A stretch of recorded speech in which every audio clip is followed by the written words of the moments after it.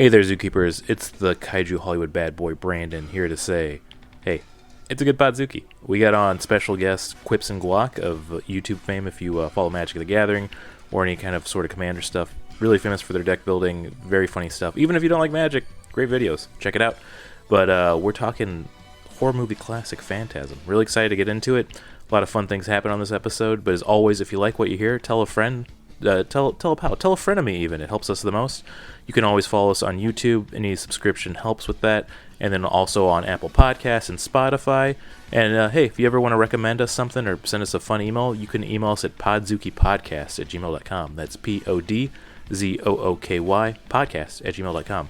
And hey, even if you do like a fun movie recommendation, we might do it on an episode. We're getting ready to do one soon. But hey, and as always, keep it cheesy. I don't like that one, but hey, you know what? This is like my 23 recording to try to get this done, so we're keeping the cheesy one. Sometimes you just gotta be like, okay, I'm at my wit's end. There's a car beeping outside now, too, at the same time. This is it. I'm putting this one in. Render unto Ghidra what is Ghidra's. 10 to 1 he sees you through a beaker and a tweezers. Read the fine print and be like, what's the big deal? Spun wheels of steel since broke wheel, big wheel. Back when it was greasy as curl, now it's easy dread. Had a rhyme on how they used to tease him about his peasy head. Yes, y'all, to the beat. Have a ball. Is California big? I've never looked at a map before. It's long. It's like wide-ish, but very long. So I would consider myself SoCal. So that's anywhere between San Diego and L.A. So I can't find a Widow's Assassin. There's Royal Assassin. Is it Assassin's Hey, Widow? Royal Assassin's probably what it was. Yeah, let's see real quick here. I want to see if we get this art up. Before we started recording, Luke was saying how his brother was really trying hard to get a certain card for Magic. Was it this one? Royal Assassin? Yeah, that was it. This used to feel be a really like it was classic like one. The first card he had that was worth any kind of money. Yeah. But I feel like this was in 1995. Well, Royal Assassin used to be a big one because it was like one of the few creature-based removals in Black way back in the day. Yeah, like an original It was combo really fun for piece. you guys. Yeah. Yeah, because you can do the untap tap. But we're gonna not spend too much talking about Magic, even though we got a certified Magic dude. I played Pokemon cards when I was younger, but we didn't play by the actual rules. And I had a Charizard before anybody else, and outspam that attack and smoke everybody. Hell yeah. With no really just As you like should. attack, That's attack, Charmin. attack. Yeah, that's Yeah. Charizard's main thing. Yeah. Yeah, that's Yu-Gi-Oh rules. That's how you gotta play. But yeah, I feel like we should say welcome to Podzooky, America's only premier Metal Sphere based movie podcast. I'm one of your Kaiju Hollywood bad boys, Brandon Kirkman. I'm another one of your Kaiju Hollywood bad boys, Luke Evans Flip. I'm your third Hollywood kaiju bad boy, Martin Felshman. Brandon, why don't you give a special introduction to our special guest? We have, I want to say, one of Magic's most crazy deck builders that's ever been out there. Been excited to get him to talk some horror movies. It's everybody's favorite. It's Quips and Guac. Hello, everybody. Hello. Thank you for having me. Honored to be here. And We could probably just add the claps in. So now. we don't have our headphones. This is a funny thing. I'm doing it manually where we're doing it where we can hear you on my computer. So we have a soundboard that works, but we're not going to hear it anytime I hit it. It'll just be when we listen to the episode. It'll just be later. in post. Yeah, you'll hear it in post. That's awesome. Yeah. Yeah, we recently upgraded. Your ADR. Yeah. Using a little memo. Yeah, we had a decent like a Zoom handy cam for a little bit. We were running the mics through, and that was fine. But we were all sitting around it like a bunch of poor podcasters. Then that broke, and then we switched to Tascam, which is like an Agent Dale Cooper sized recording device. And then finally we're like, okay, let's put money and actually do a full setup, and it sounds really good. Now we feel like dummies for not doing it sooner. That's how it goes. But Quips and Guac, tell us a little bit about yourself for the listeners that might not be familiar. Yeah, no worries. So in the Magic space, you'll find a lot of people who build commander decks and all sorts of different stuff. I feel like I'm one of the very few who take that in a completely different direction. I use Magic as basically a medium through which to do bits. And that's most of what my deck building is. Just how do I make something fun and unique and something people could play at a casual level, because that's what Magic should be, is just weird, goofy, funny, silly, goofy things. Yeah, I think in this day and age, the affordability is nice. And, like, you know, you'll have your classics like a 3/3 elk where it's like, we're going to build competitive EDH. And then I listen to the stream or the things they suggest. I'm like, that card is like a child's college amount. Going Yeah, towards. anything, yeah. Reserve list, be damned. Yeah, everything is so old, but so, yeah, expensive. So What is the overlap between people who like Magic the card game and people who like Magic and like the Equinox? I mean, I'd say that's like I want to say a 1/4, a quarter. I would say that feels right. Quarter. What do you feel like? What, like people who are just into actual Magic? Close-up Magic or like? Well, I said like the Equinox, so I meant like That's Well, what's that okay, mean? so like natural Wicked, Magic. Yeah. Yeah, Wicked. Oh, I mean Okay. for sure that's even higher than I'd say. I'd say like 33%. That's People a little who bit. think Magic is real. Is what Well, you gotta- I mean, You can Magic's buy it on real, the shelves right Magic's real with now. my friends. Yeah, friendship is my magic, buddies. but there's magic with the Yeah. K, which is a very different type from magic with Yeah. C. Yes. So- Yeah, I'm And then- familiar with the people who like friendship is Magic. And then you have like the more, even that's like you could go into different routes because then you have the more like druidic, Yeah. if you're paganistic ones, and then you have your Aleister Crowleys where they put a lot of cum in it usually. Yeah, the moon cakes. I literally just learned about this. It's so Yeah, awesome. the- The menstrual blood, Wow. little love cakes. Yeah, awesome. Speaking of horror movies, then have you seen Midsummer, yeah, very similar. That Yeah. was the best about to say. Awesome. I think that's all of his movies he does with horror movie. I really like that he goes into like very obscure occult stuff, like with Hereditary. He pulls a lot Ari actually Aster, from is what we're talking about. Ari Aster. I do like his films a lot. I was actually thinking about him today. I really liked In the shower, or Hereditary. like, What? oh, sorry. I really liked Hereditary. Yeah, it's one of my I didn't favorite. Really like. I think the movies since then have been not as good. Hereditary was very direct, and I guess I like that. Beau's Afraid, that was the other one. Beau's Afraid starts out, it's the funniest movie ever until he goes into the woods, and then it kind of falls apart. Yeah. Going on. I think it's one of those movies where you could tell the director had like such a clear vision of like this is how it's going to kick off, Yeah. and then it's like, think oh, I got to do something after that. Damn I think it. they know what they're doing, but Yeah. not so, everybody else, not so much. And this is like a great full circle because Phantasm is basically based off the fact that our director and our bad boy, I mean, one of my all-time favorites, Dan Cascarelli. I think that's how you say Cascarelli. How do you think it's pronounced? Coscarelli. Coscarelli. But he had a dream, basically. He based this whole film off of, he was basically wandering through like a mortuary and a metal sphere was chasing him. And then he made this movie. So shout out to that dream because this movie fucking rips. I'm not afraid to before we get into it, but well, I mean, we'll get into more of a plot and do a review afterwards, but I guess this Quip, this was your idea? for This us was to my watch pitch. Yeah, I was sold horror movie, spooky movie. And I was like, ooh, Phantasm is a classic to me, at least. I think it's such a like campy yet like it's so unexplainable in the way that it came out like same year as Star Wars and also has like 6 different spin-off movies. The most recent, like 2016, I think, Kickstarter. And so yeah. it's like as And that old was as for- Star Wars, which is so wild and bizarre to me. So we usually What's the do. history with it? Yeah, was Yeah, what I was yeah, gonna me ask. too, yeah. Did you watch it as a kid? No, I was showing it in college. So a couple of improv buddies were like, "Hey, let's watch this movie." One of them basically had seen it, and then sort of like the plague showed us. And then since then, I've showed more people it, like a cognito hazard of your brain type thing. Yeah.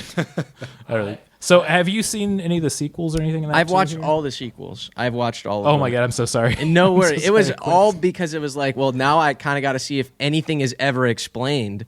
Because as I'm sure we'll No. talk about, there's like very little exposition in the movie about what is This is a going movie on. where I think the more they explain, the less I like it. Yeah. Yeah. Because I was familiar. I've been familiar with this movie for a long time. I think I first heard about it probably from like VH1's I Love the 70s. I think they probably talked about it. And it seemed to have a lot of stuff that I would really dig, like young man, coming of age stuff. Angus Grimm. Yeah, Yeah. and I thought that was really cool. And I knew the scene of the tall man at the top of his bed with the corpses coming out at the side. That was really cool. That's so But cool. I tried to get through this movie several times in the last 15 years, and every time it's kind of a slog Yeah. to get to the things that are actually good about it. But if you can make it through that, Yeah. It's very much a tough watch solo. I think it's way better when you have friends to be like, what the hell is happening? Like, you look back and forth to be like, what's going on? And he's like, he just said boy for like the first, fourth time. It's so 70s. If Yeah, you're not, it's- like, familiar with genre films from that time period. To the point where it starts off with a sex scene with boobs and then Yeah. the guy getting Star stabbed. Wars changed how genre films were made. Yeah. Yeah. And they both have Jawas in them, which is great. Yeah. Yeah, that is true. I did want to get into this too for everybody's history with it. I remember watching it on. I want to say it was a very much edited version though. They used to play on Sci-Fi, I think, as a kid. So I saw it like once or twice. And it's that same thing where I watched it halfway through when I was a kid. I'm like, I missed something where they're not explaining this, but this is so cool. And then I remember catching it like maybe a few years later when I was slightly older. I'm like, oh wait, this doesn't explain anything else, which is great. I think. Martin, what's your experience with it? I've got absolutely no history with this movie. This was my first time attempting to watch it, and I watched it alone. I had a great time. It's I mean, I got to tie into some magic stuff. I feel like playing Duskmorn, and that's such a cool set of having it set in like an expanding horror house universe. I feel like Phantasm just kept reminding me of that shit like over and over again, and I don't know, it just made me think I love Duskmorn. I just want to give a shout to Duskmorn for some reason. Yeah. I mean, if they did a Phantasm Secret Lair, like I'd get the Sphere card. The spheres are so cool. I have a fun little Phantasm fun fact because I, again, have brought many people into it because J.J. Abrams named Captain Phasma after Phantasm. And it's like this is listed on like the website for Phantasm and everything like that. That's why Captain Phasma is all like shiny and orb-like. It's because she's straight up a reference to Phantasm, the series, which I think is just so bizarre. All my friends are like, this nothing movie is a Star Wars reference, or the other way around. Yeah, but they're utterly inconsequential. Yeah.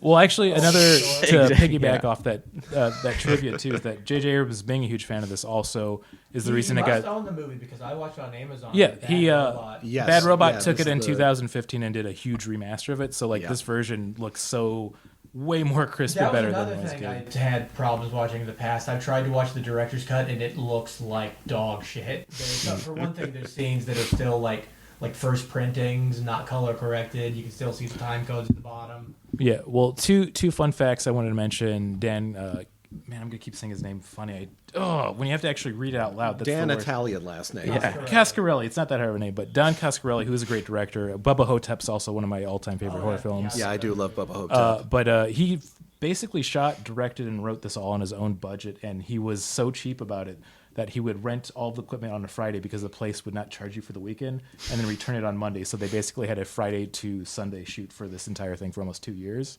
Another really fun fact is that they didn't call it Phantasm in Australia because, as you know, in Australian they call vaginas fannies, and there was a porn called Phantasm but spelled F-A-N-T-A-S, and that was slightly famous. Oh, that's great. So they called it The Never Dead over in All those Australia. famous Oh. pornos.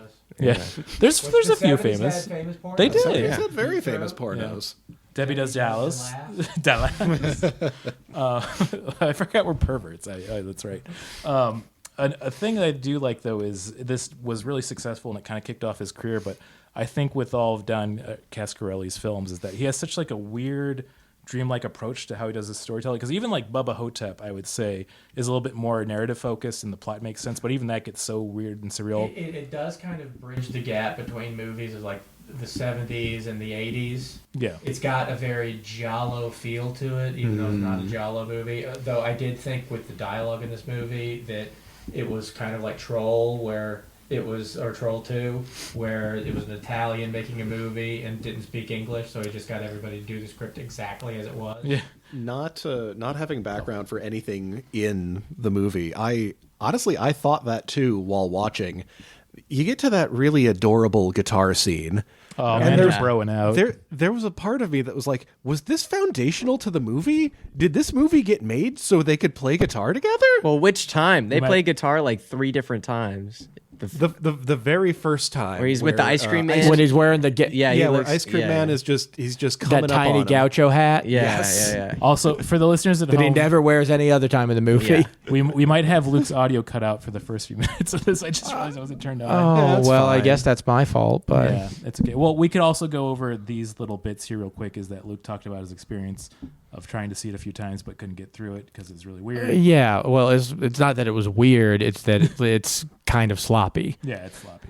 The execution is more what I have a problem with. But we'll get to the reviews at I the think end. also it's super 70s in the fact that the one friend of the brothers, Reggie, is literally just like this straight up balding cheeseball, but he's like kind of the heroic intervention towards the end of the film too. I don't want to spoil I'm gonna be the honest, I love Reggie. the rest of the series. He is in every Phantasm movie. Oh, hell yeah. Reggie makes an appearance in every Phantasm movie, and you don't get a lot of this in this movie, but he gets, like, the women with the boobs are with Reggie in the rest of the series.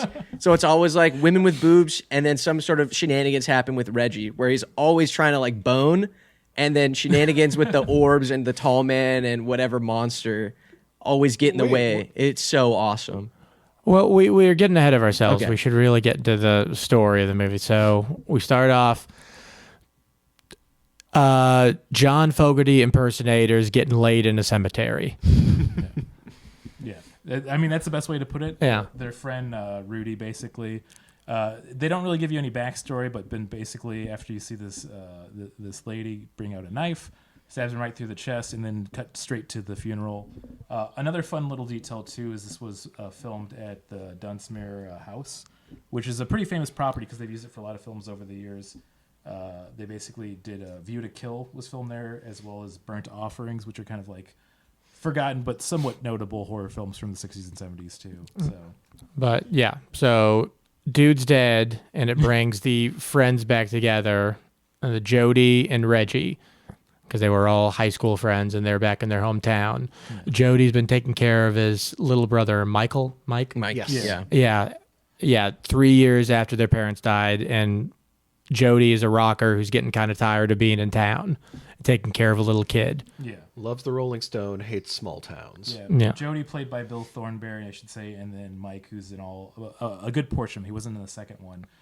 Played by A. Michael Baldwin. Who's not related to Alec Baldwin, which I'd always thought he was. It's so funny. His name's A. Michael Baldwin, but he's not A. Michael Baldwin. He's not the Michael Baldwin, just a Michael Baldwin. Life's funny sometimes. It's just like, yeah. I got to say this, too, for acting and quality. It is a very 70s film, but I got to say A. Michael Baldwin playing the lead role of Mike, he's a good child actor. He's like, I feel like he's almost too realistic, where it's like they just got a little shit to be on film to be a little shit. It's a very male movie, young men. I don't know that, like, I'm not saying girls couldn't enjoy the movie, but I think they would have a harder time.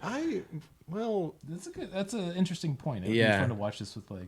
No, I think Luke has a good point. I was thinking if this movie passed the Bechdel test. This movie does not pass the Bechdel. I think the only lady characters are the tall man's like seductress and the fortune teller and wife, or fortune teller Ozzy Osbourne. And little girl. What? Yeah, fortune teller, little girl. Where there's also there are the two other women as well, right? The ones who the lady from the antique shop that he drops him off with that we never established earlier in the movie. There's so many little mistakes that they should have changed. What if we watch the film again and we're all wrong about the Bechdel test, where just they look over each other, it's like, how's Debbie been doing? She's great, and then we're just like, damn it, she's doing Dallas. Oh yeah, good for her. I do want to say it's a very interesting start to the film. After the murder happens, they go to the funeral. They go to Mike going to basically a friend of his and her grandmother's the fortune teller, and they reenact an exact scene from Dune. They do the fear box, which is crazy. They do the like fear is the mind killer, like exact, where you're like, don't fear, Mike, and it never comes up. I also couldn't figure out. Was the fortune teller, was she legit or not? Because she made the box appear out of thin air. That's and never disappeared explained. Never the same explained.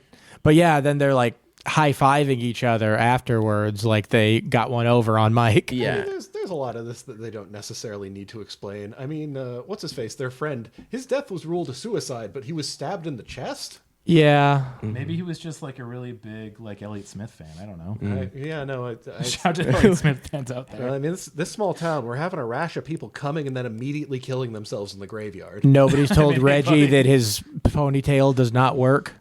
Well, I mean, apparently it does in the later movies. So shout out to him. That's why you'd expect that like the entire series was made by Reggie and just to bolster himself up. Yeah. Also, Luke, could you do a real quick? I'm one of the Kaiju bad boys, Luke Evans flip, so I can cut it in the beginning. All right. I'm another one of the Kaiju Hollywood bad boys. Let me do that one more time. I'm another one of the Kaiju Hollywood bad boys, Luke Evans flip. I do want to say, like, the little dreamlike sequences and like little peers into their lives of like you get little vignettes are, I think, kind of fun and cute. Like even the fortune teller one.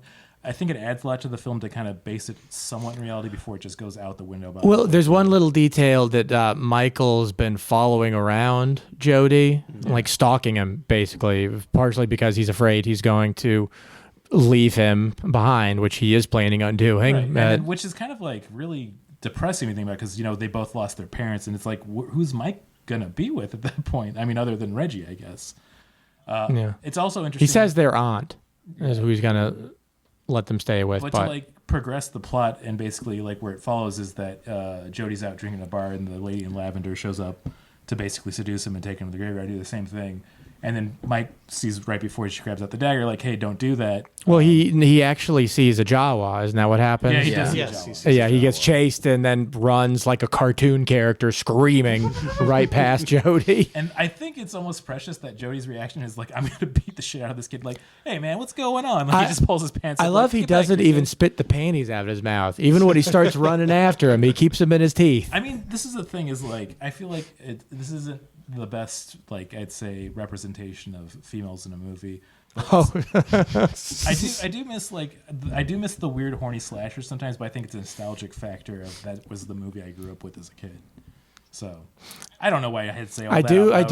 I do love, like I said, this is a boy movie because I can imagine so many kids in 1979. Is that when this came out? Yeah, 1979. Yeah, who like these are the first boobs they ever saw, and they were like, "Are they always wall-eyed like that?"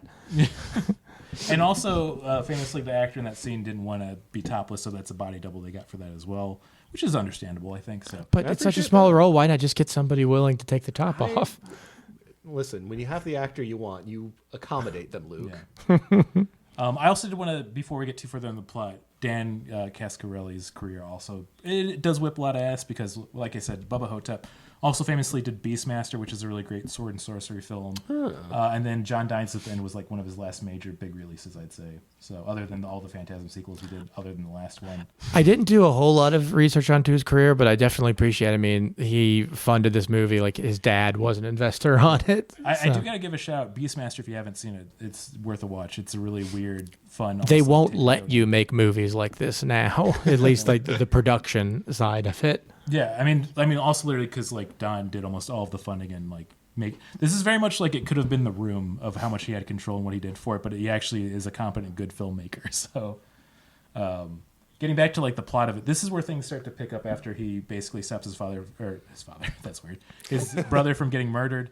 He kind of gets more and more curious about the Morningside. We've hardly talked about the best character in the fucking movie, the fucking tall man. Well, that's what we're getting to. I do love tall man. So he notices basically him kind of lurching around, and at one point he's kind of spying on him and sees he picks up an entire coffin and puts it in a car, which undoubtedly be very heavy. So he points out that there's something weird supernatural going on with him. It's a nice cut because it's like an immediately following where you see the scene of like Jody and Reggie and like 4 different pallbearers all carrying this big heavy thing very slowly, and you just see the tall man under one arm just go yeah, and then put it in the hearse like it's nothing. Just like turns like it's a living boy. Yeah, it's nothing, boy. Yeah, the boy's so good. You can't beat that classic. Yeah, it's so good. The movie works because of the tall man. Yeah. Oh yeah. Famously played by Angus Scrimm, who's kind of known for this role, and a few others like here and there, but like he really does personify the role and make it worth the whole watch. Just the looks he gives alone, man. Shout out to Angus Scrimm. He's wonderful and iconic. I feel like I've always known him as a horror icon, even though I just saw him 27 hours ago. Like, he's beautiful. Yeah, he's beautiful. Also, this is where it picks up and you get to see, I think, one of the most coolest well-known scenes from Phantasm of he sneaks into the mortuary at night, and there's basically like a groundskeeper that's chasing him and trying to get him out of there. And the groundskeeper is a zombie too, I guess. He's a zombie. They don't make that 100% Yeah, they don't clear. explain that. Oh, yeah. But he gets caught by him, and basically he like starts biting his arm to get out of there. Right as he does, the classic metal orb flies in the room. The sentinel spheres. Yeah, Sentinel spheres. So good. Get it right. Which is honestly, the sentinel spheres, they're really cool, but they're not a very effective weapon. No. They're kind of lack precision. Yeah. It's funny, like we could do that. We could just like call them drones, right? Eventually, some guy in the military is watching, like, let's make these things. And now here we are in the modern world. The classic, don't make the drones from Phantasm. We've successfully made the drones from Phantasm. The brain drilling, blood spurting orbs. Yeah. They're horrifying. And they don't do anything with the blood when it comes out. It's just big like, puddle. what does that feature it's so cool. do? It's so cool. They shoot it out. It's a cool looking scene. Like when I first saw this scene, I was like, fuck, this movie rules. It's got spheres and piss. I just want to see it edited with diarrhea sound effects. You could make it happen. I couldn't find the scene on YouTube to convert it. It's got so many classic, iconic scenes like that. But I feel like the Sentinel orbs for sure. For some reason on YouTube, when you put in Sentinel orb scene, Phantasm, it shows you the scene later when Jody like shoots it with a shotgun, and you don't see it doing its thing. Yeah, that's not that a seems funny crazy show. to me. Well, no, YouTube has a thing against piss and blood. That makes sense. America's You two got to rights. pay for that. Yeah. Well, an interesting thing, it used to be a taboo to have urination showed in a film. Because of that, they had to desaturate where you can't really see it in the original cuts. Because if they had the urine in it, would have been an X rating instead of an R rating. Really? Why did they have urine that you could see at all? Yeah, it's a shot that. Honey, died. I brought this jar of urine today. I thought we'd drink it for lunch. Oh well, we can't do that. We got to shoot. Oh no, I spilled it all over. As long as it's like toilet paper commercials. As long as you can't tell what it's representing, I mean, make it blue. This is just more lobbying from Big Piss. Well, I mean, it's like me and my wife were watching one of the like Tampax commercials, and they started using red now for it, and we're like, finally, a win for feminism. Yeah, we're getting there slowly. Soon we can have piss, blood, and whatever we want all over. Every color of the rainbow. Just 3 colors. But yeah, so to kind of progress the plot more, because I don't want to make sure we don't keep quips too long here, they kind of decide we need to go and figure out more what's going on, because when he's getting chased out by the orb, the tall man notices him and runs towards him. And a very great scene. That scene, I think, also fantastic and sells the film of he sees the tall man at the very end of it, and he stands there for, like, I want to say a good minute, knowing, like, if I run, he's going to run after me. And it builds, like, a really great tension I wasn't expecting. So he starts running. He's chasing after him and then basically gets down into the cellar to get out of there, closes the door on his hand, and a finger comes loose with a bunch of yellow blood shooting out. So he's like, it's I should so grab good. one of these. Yeah, it's so good. And the finger, he puts the finger in like a box. He like takes it with him. Back, he's like, dude, Jody, look at it. The tall man's a freaking monster. He's got this freak like blood. There's something going on. Because the whole time Jody's been like, yeah, right, brother. Like, I'm just trying to get some poon. Like, whatever. You're just trying to get me to like stake around. He's like, no, dude, Jody, I swear that something's going on at the mortuary. And so they put the finger in the box, and the box starts to like the finger is like still moving, which is, I think, one of the such a cool like 70s like, oh yeah, monster horror. The thing is still moving. And eventually they come back to the house, and he's like, Jody, look, the finger's in there. He's like, oh, gnarly, gross. And he puts the finger in a box. Then it goes quiet. He's like, what's happening? Very reminiscent of Pirates of the Caribbean, where like the hand is crawling towards the Commodore in the first movie.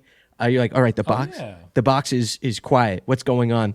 He opens the box, and this fly puppet creature flies the most around. adorable fly puppet. It is like a Muppet level fly creature. It looks like Batley's pet spider from Eureka's Castle. Oh, yeah. I was thinking of a little suit gremlin from My Neighbor Totoro, even if you will. But I was thinking it was a sprite from WarioWare.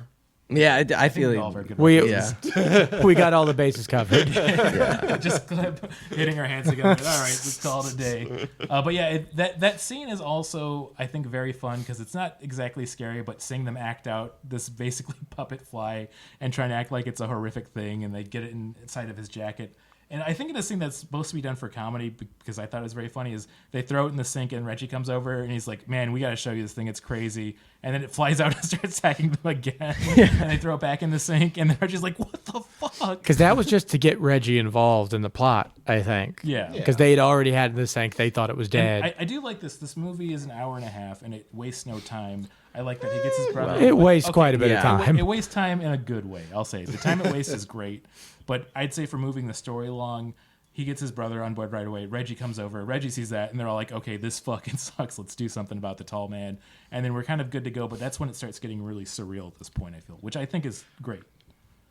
Is it at this point, or is it after where they leave little Mike at the antique shop, the mysterious antique shop that's never mentioned before again?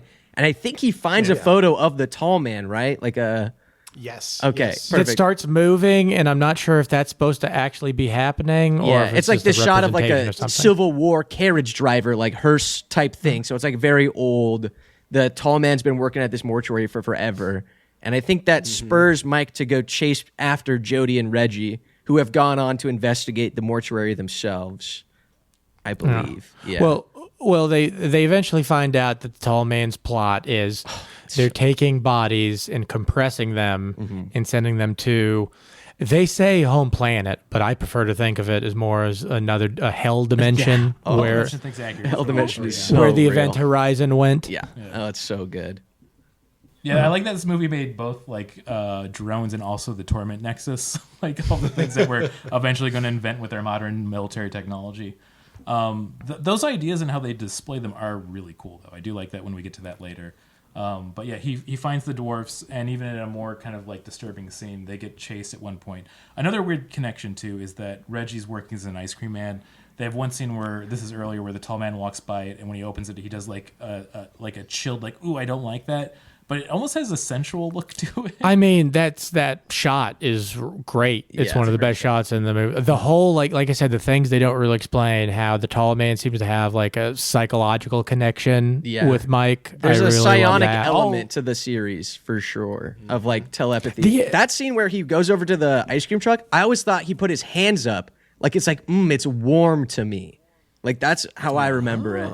It's like he's like, this is like reminiscent of my hell dimension planet that I like a lot more. I thought it hurt him. I thought it was supposed to be the show that he has, which they never bring that up they again. never- So it's not important. It's an iconic like scene. I decided to look it up, and I like that there's no interpretation on it because Angus Scrimm said that he just kind of wanted to do that reaction when it opened up, and then Don said that once again, it's supposed to be reminiscent that he's from a hell dimension, so he doesn't like the cold. yeah, the So it fact kinda that conflicts. he's such a mystery that you don't really know anything about him. You just know he's strong and he wants you dead and compressed and sent to a hell I think dimension. the only thing is clear is that he is supposed to be basically an analogy for death itself, and he fits the role really good. Once again, shout out to Angus For Scrimm. death, and I think just adulthood in general, you could say that. I mean, what's scarier than growing up to be a tall man? Well, it's like big guy in business suit turns you into like eternal slave kind of thing on his hell planet. Shrinks all your loved ones down, like belittles them physically. Yeah. If this throws is- ball at you that drains all your blood, makes you And piss. if this is what boobs look like, what does a vagina look like? Yeah, dear Lord. That's scary. Thankfully, that doesn't come I mean, up in the that's- sequels. Yeah. Okay, that's good. Thank God. I mean, they once again also Don famously said this is supposed to be like a movie that's also about the fears of going into adulthood and puberty, basically. And I Yeah, you definitely get that read 100%, I think. Yeah, and I mean, all these things make sense to me. Why it's a classic, and going back to watch it's pretty great. But at this point, The balls drain all the fluid out of your body. Wait a second. Yeah. yeah, we're cooking now. So at this point, I think it's going to get harder to describe because this is when everything gets really topsy turvy. I feel like at this point, especially at this halfway point, the movie doesn't seem to be almost as linear as you'd expect it to be for how things happen. There's a few clear things of basically the tall man's kind of chasing Mike. Him and Jody decide that they need to go back so that they can both get their parents' bodies reclaimed, I guess is a good way to put it, and stop. Well, whatever's they're on going there just to take care of him finally, but Jody can't open the casket that has. They never say which parent it is, but and then Mike's able to do it, and they're not in there, and he gets freaked out about it. That scene I think is interesting too because when he has the shot and the reaction, it's like he's horrified, but there's no body in there. And I think it's that thing of the realization of that they are gone, it's been used, or is he seeing something else? I think it's supposed to be that they're not in there, and that means they've been compressed and could be slaves in the hell dimension. Which that is a horrific thought too. That is. We haven't talked about this yet. Can we talk about how cool this funeral home is? Oh yeah. Oh, it's awesome. So another fun. Yeah. I don't know if you want to talk about it, Quips, if you know about the history of it, but basically he got a bunch of local, craftsmen and basically people working as students on the set design that he said we need to build the interiors so let's make it look as much like a marbled mortuary as possible.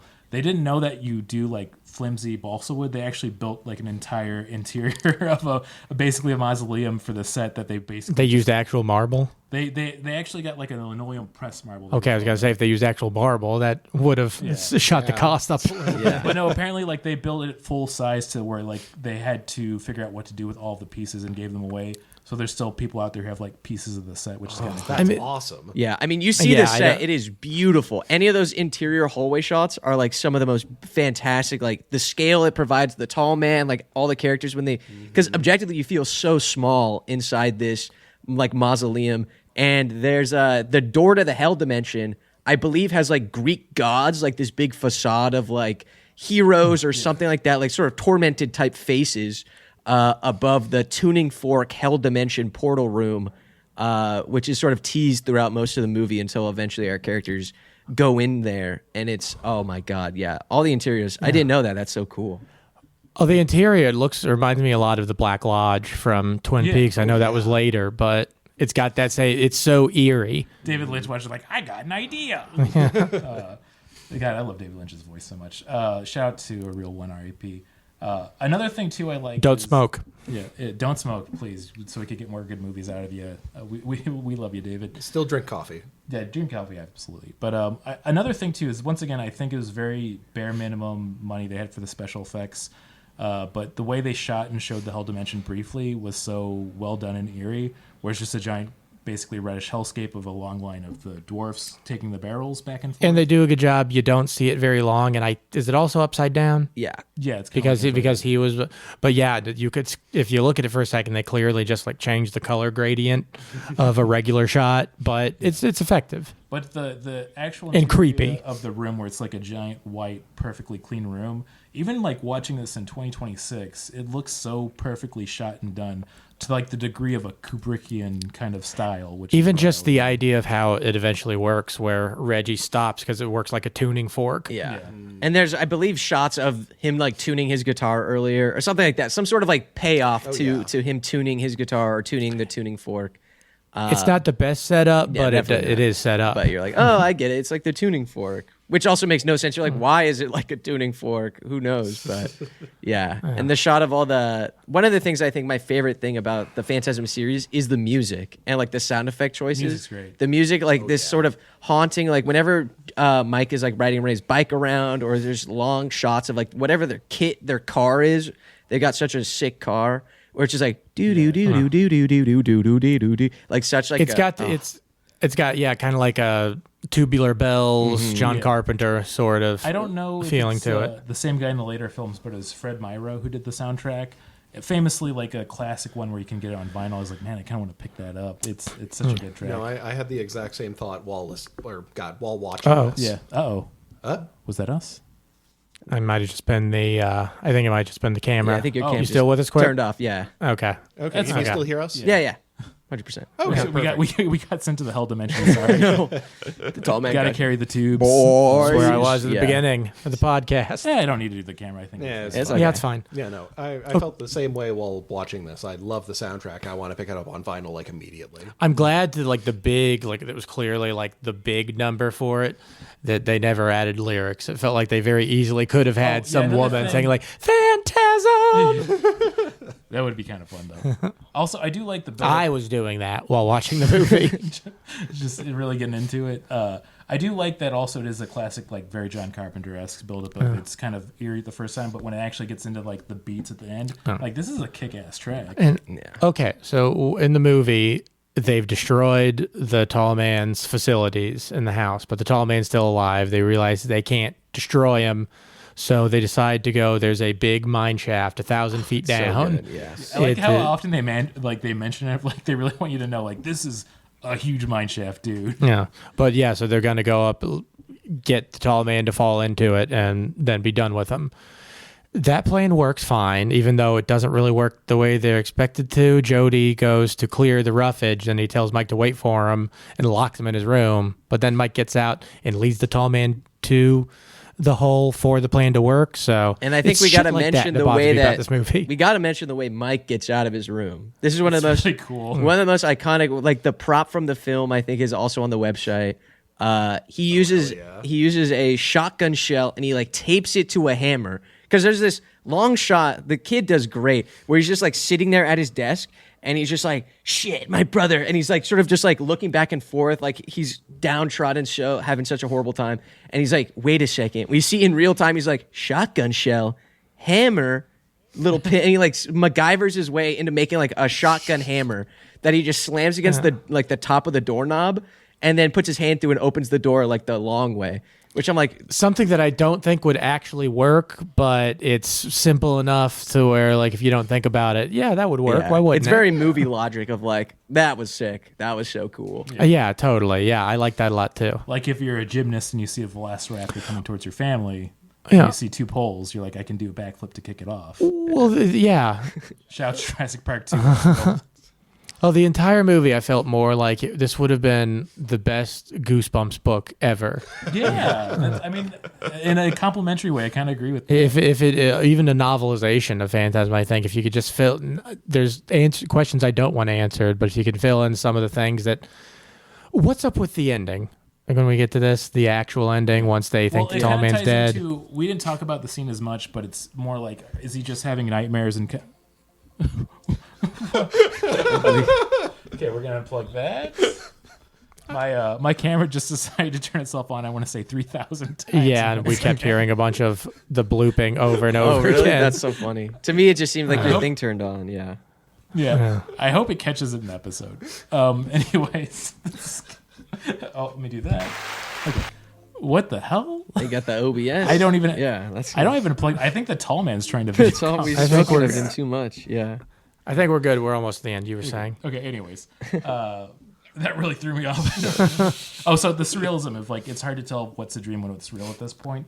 So I like that the beginning they kind of set up before they go to the mortuary. He has a nightmare of the tall man above his bed with all the zombies coming to get him. Basically, it kind of goes in and out of that. Of after they defeat him, he has this dream where he's kind of just getting comfortable, I can finally rest, and then he's right next to the store where all of the arms come out, and basically it's the tall man and grabs his bed. Well, I'm talking about how we see Reggie die. Oh yeah, He gets stabbed, but then he's alive at the end, and Jody is dead in a car wreck. yes, Yeah. and then he's basically said that he's been like having a fever dream because he hasn't slept at all. They seem to imply that the whole showdown at the mortuary didn't happen.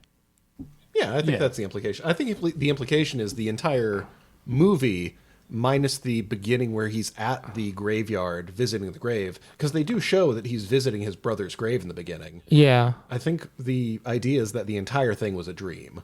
Yeah, That is more of it's more him dealing with his loss of his brother and his family and the fear of losing this new brother that he has. I guess I didn't read the gravestone he was at early in the movie, so maybe that's what it was, because I just couldn't see it and also, really like, from... shout out to the actors for both who play Mikey and Reggie, because they do have a really sweet scene of like Reggie's like, I know there's a lot of responsibility, but I'm here for you. Yeah.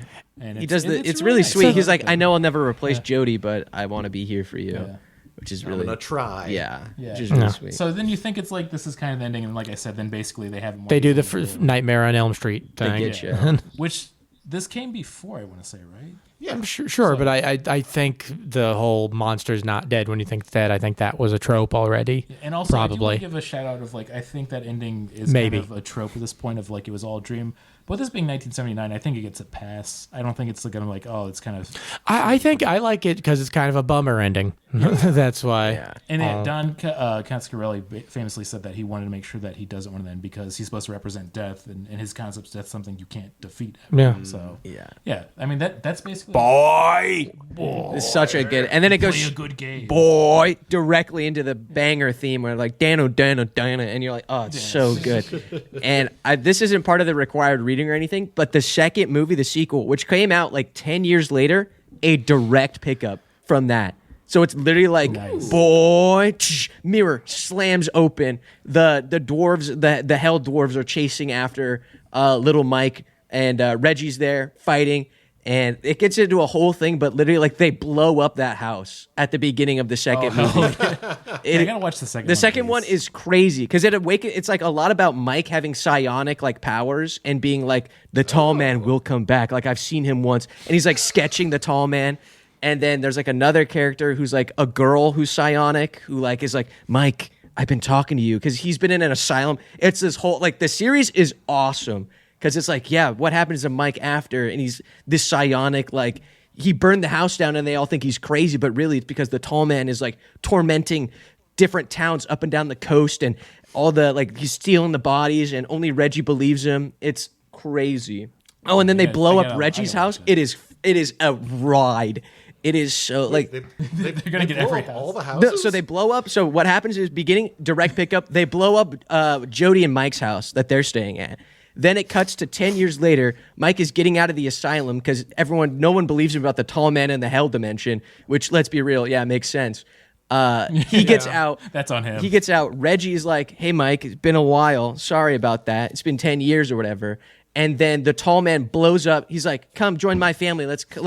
We want to welcome you, Mike. Like, I told you I'd be here for you after Jody's gone. They're walking back to their house. The tall man blows up Reggie's family. Like, he's got like a wife and kids and everything. Blows up their house. Oh yeah. my God. And so Reggie's like, Mike, we have to kill the tall man. And then it, like, that sets off this whole, like, sort of weird post-apocalyptic, like, Oregon is being controlled by the tall man. And this spans the next like 3 movies of them kind of like ghost busting, like buddy copping around, and eventually there's like the ghost of Jody, played by the same actor, shows up in like the 3rd or 4th movie. It's like the Phantasm series is a wild ride if you ever want to like put yourself through it, because it does not explain much. It's like we get a weird origin story of the tall man at some point, but it's like I don't really believe it. It's like it's unreliable narration of like, is he really a time traveler because they go back into the past and he's like a farmer? It is like, I love it so much. It's such a goofy franchise. Yeah, I think I'm gonna be dipping into it because I'm too curious now to see what's going on with all that. It does that thing that movies used to do where it has a lot of ideas that I like. I don't necessarily like what it does with them, but it makes me want to make my own shit. Yeah. Yeah. And like each of the movies is, sorry to keep harping on how wild the other movies are, but each of them is like a different element of what make this movie so good. There's the orb movie where it's all about the orbs, and sometimes Mike can control the orbs. And then there's another one about like the tall man, and it's just like, but you still never know enough about him. You're like, okay, so there's like a golden orb that can it's like, yeah, they have so many concepts of weirdness and awesomeness in these movies that they just bring back. I believe the golden orb is called a sneech. Yeah, it's the Sentinel don't support sneech, her actually. anymore. The Sentinel sneech. Yeah, you got to remember it. Yeah. So Yeah, but this golden orb supports trans people, so we that's like it that's more. based. Thank Yeah. Yeah, it's I'd dip into it for sure. I mean, we started this whole podcast is about Godzilla movies, so we're not against franchises. Oh yeah. Well, you said the newest bit of media was recent, and the tall man's dead, right? Oh, we did.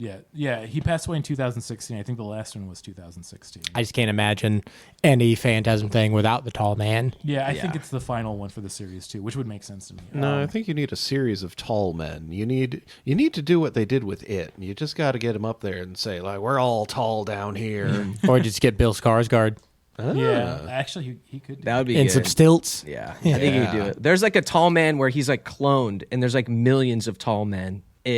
The series is You wild. could do one where it's like the baby series, like a Muppet Babies, but instead it's the tall boy. Yeah. And it's just him drinking a big old beer. Medium Man. That's pretty good. Yeah, that could be fun. Medium man. Better yet, who owns the franchise rights? They could do a Space Jam 2 and have the tall man in there Are you ready to ball? Boy? playing with the Toon Stars. He is tall. He is tall. I feel like we should get to reviews because I know we're running out of time pretty quickly here. We usually do it 5 out of 5 what we're setups. It's got to be a 5 out of 5 Chrome Spheres, and I'll kick it off. This is such a. I'm not gonna go perfect because there's some issues, but this is definitely a 4 out of 5, a 4.5 out of 5 Chrome Spheres to me because it's such an iconic film. You see it so many send ups to it after you watch it that you recognize right away. But like the acting and the time frame it came out, everything's so dedicated, even though it's a little cheesy, but in a good way. And it's cheap, but in a way where they really like go past the budget of what you could tell they're working with to like really make something special. Oh yeah. I mean, if you like horror films, yeah, of course, Phantasm. Don't walk, run to your most local theater and realize that they would not be having it. So then just download it online or watch it on Tubi. Yeah, I thought this movie was really good. I said it can be a bit of a slog, especially if you're not familiar, if you've never watched like movies from the 70s.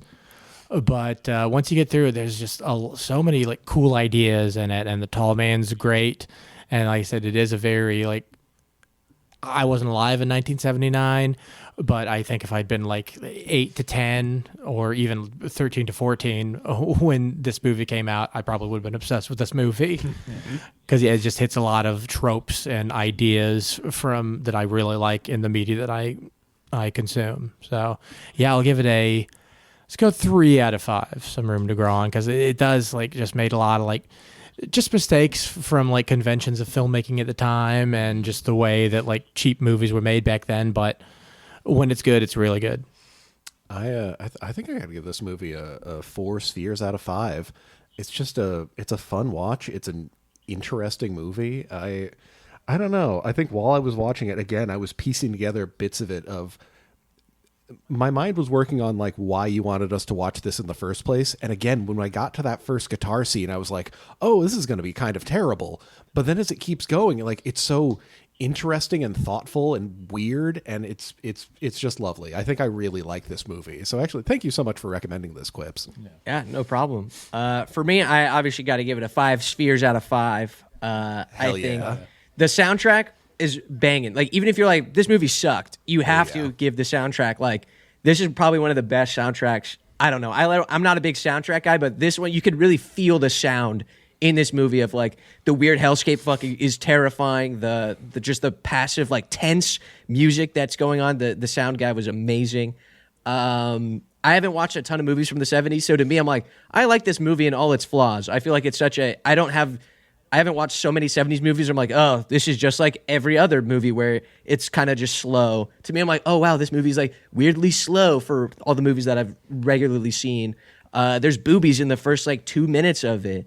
There's like murder, tall man. It did get my attention right away. Yeah. And it's just so like dream within a dream. And I can see a lot of like that makes sense like culturally why movies now that I see do this thing or don't do this thing. To me, it's like a very interesting like learning moment type movie.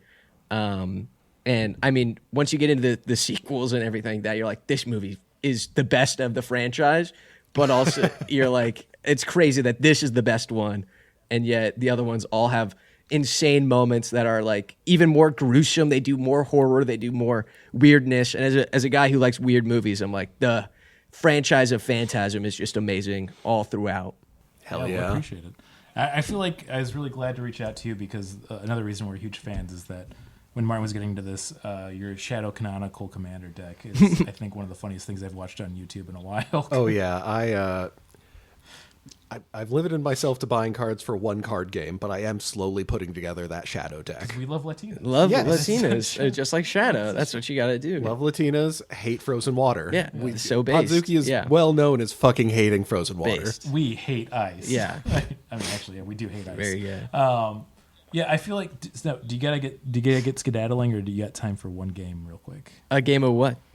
Did a bunch of trivia, so we usually do a bit on yeah. Phantasm. I got time. Okay. Basically, we have our stupid game section, and I'm stupid games. Doing one just for the tall man. I don't know if we'd bring it back for another one. It would make sense. I don't even know what we'd call the game, but all related to Phantasm. The first question I want to ask, and I think Guac's gonna be able to get this point very easily. But how many Phantasms have there been? I'm going to say, I'll give you guys multiple selections.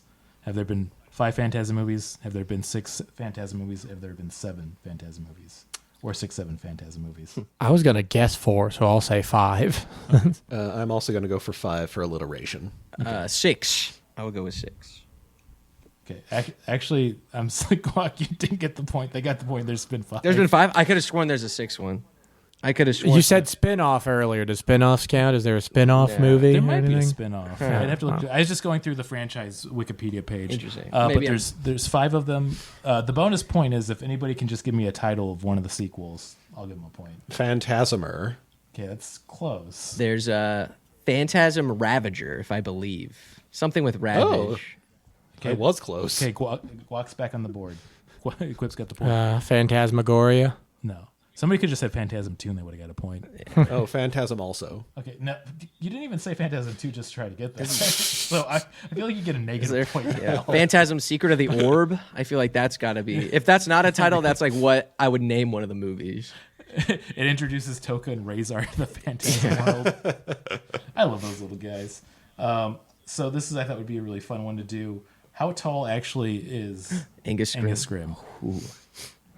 Oh, man, I don't know. They give him that they give him a suit that's slightly too small, and they shoot him all these good angles. I will give before. I mean, I'm not going to give multiple choices, but he is definitely above 6 feet. I'm going to say 7 feet. Whoa. I'm gonna say 6'1". Okay. He's 6'8", And, something like that. Like he's. Oh, I think for rules of who's closest, because Martin went too far, you went too under. I'm going to give it to Quips and Guac because he is 6'4".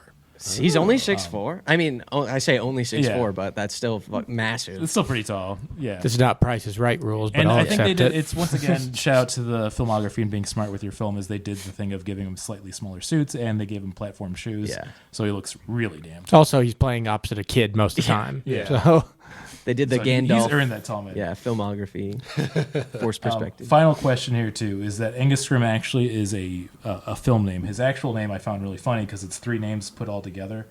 I have to pull this out specifically because it's really hard to remember.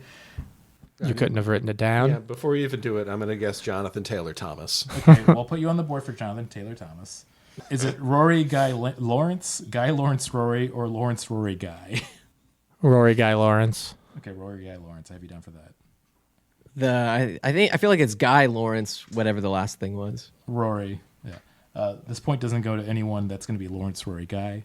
I think with all of us being tied, just because Quips is the guest, you get to win. I'm going to give this to you. I was afraid we were Good gonna have to LRG. like guess what his name was with no multiple choice. I was gonna have to go with Steve Martin Short. Like I feel like that would be. That's like 3 names. Yeah, Once again, getting into magic. Steve reference- Martin Tall. yeah Steve Martin. Getting into all the magic references, we'll have to do a game of Shazar real Yeah. quick. So, is that what the card's called? The one have to Shahrazad, where play you get a mini game map? within a game. Yeah, which I like. They brought back for the universe too. Yeah. It's, you have to play Magic under a table with less life. Man, you know what? I like that Magic game. I don't know if you guys ever heard of it, but it's pretty fun. I feel like we should just we should wrap it up here so we can get you out of here. But as usual, we like to do shout outs and plugs.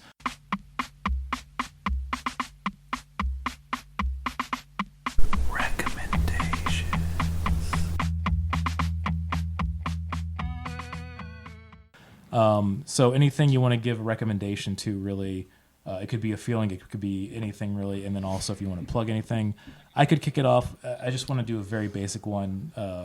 My 2 kids are old enough to watch movies now, which is kind of fun, but we're still limiting screen time. We put on My Neighbor Totoro, and let me tell you, that shit blew their fucking minds. They've watched it 3 times already. Is that why they're not wanting to go to sleep? Yeah, we were watching My Neighbor Totoro before people came over. That's not a joke. I mean, it's a classic for a reason. It's Miyazaki's directorial debut, but like it's nice and slowly paced, but it's still beautifully animated. It's a good time for everybody. I know everybody's seen it, but hey, maybe go watch it again. Yeah. And for plugs, as always, the second Wednesday of the month at Lincoln Lodge in Chicago, Thirst for Adventure, the show I produce with Hobart Thompson and a few other producers, where we do a one-shot D&D with comedians, improvisers, and comic and artists. It's very fun. If you're in there, you should come on and do it. It's really good. Me. I'll recommend. I saw both the first one and the newest 28 Years Later movies, The Bone I Temple, want to see them so bad. and they were great. I liked them a lot. They're doing something kind of different. I feel like it's almost like a season of TV but a movie. I know that sounds kind of like just a movie, but I don't know. It's the way they've got scenes. Like both the movies have a scene at the end that kind of leads into the next movie, but also not really being about what the movie itself was about. Kind of like an episode of Bleach, the way they would always have something come in at the last minute of an episode to make you want to watch the next one. Oh yeah. Oh, yeah. Yeah. So, but yeah, these movies are great. Ralph Fiennes is great in the second one. There's one scene in particular where it might be the best thing he's ever done. But He's done a lot of great stuff. yeah.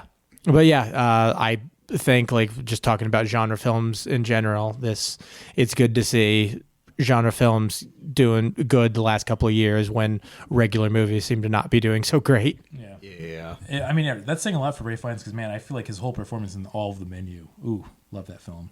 Oh yeah, Menu was great. Yeah. I've been dipping into my comfort media recently, so I think this is the third or fourth time I've recommended it. Go watch Joe Parra Talks to You. It's just such a fun, comfortable series. Yeah. Oh, and go ahead and follow me on Instagram. Follow my Game Boy camera photography at Game Boy Camera Operator. It's a really great account. Oh, thank you. But yeah, Quips and Guac, anything you want to plug or recommend? Yeah. Recommend. My buddies and I recently watched, not recently, but a decent enough in the horror genre, Autopsy of Jane Doe. Wild movie. Very silly. Not like very silly. It's like a genuine horror movie. More of like a psychological, the whole thing. It's great. There's witches, etc. I don't want to spoil too much because you should go watch that one. And of course, Sinners, amazing. Love that one as well. Oh, hell yeah. Banger movie. If you haven't watched it, it took me forever to get to it. But once I got it, I was like, man, I was missing out. If this is the straw that breaks the camel's back, I'm very happy to be the one to tell you to go watch Sinners. And then, yeah, plugs. You can find me basically everywhere, Quips and Guac. Mainly the YouTube is like the fun stuff. But I do Twitch streams and little skits and stuff on TikTok, Instagram, etc. Just doing the funny boy content stuff. So you can find me anywhere if you like hearing me yap about whatever. So. Yeah, I mean, I do want to compliment you again because I feel like with the stuff you do for the Magic sets is that even for friends who don't like Magic, I've delightfully linked the canonical Shadow deck, and they found it very funny because it's just I feel really impressed the amount of depth you go into structuring jokes and little ideas around them as well that come out amazingly each time. So yeah, shout out to that channel again. Follow Quips and Guac and all that media. I love a bit that has a disproportionate amount of effort in it, and you put so much effort into your videos. It's fantastic stuff. Thank you. Yeah. I honestly give up on bits right away here myself. Yeah. Instantly usually. That means a lot. Thank you so much, fellas. Yeah, of course. And then, appreciate it. Thanks for also watching Phantasm. That's not something. Oh, no. Shout out to Phantasm. Thank I feel you. like if anybody takes anything from this episode, check out Phantasm if you never watched it. It's worth your time. It's free on Tubi. Yeah. I think it's streaming a lot of other places. I was glad to finally have to make it through the first 20 minutes of the movie to get to all the Honestly, stuff that I really liked about it. Sit through because it really does pay off. Worst I mean, case, it's just if your the attention imagery. span is horrible, listen to the music. Oh my God, it's so Oh, good. yeah. The soundtrack. You don't have to like the movie, but golly, the soundtrack's so good. Yeah. Man, it's good times. Well, thanks again for doing this, and I think we should do our usual sign off, which we'll decide which one it is we go. 3, 2, 1. Thank you. See you guys later. Okay. I appreciate See ya. it. Thank you. Thanks Bye.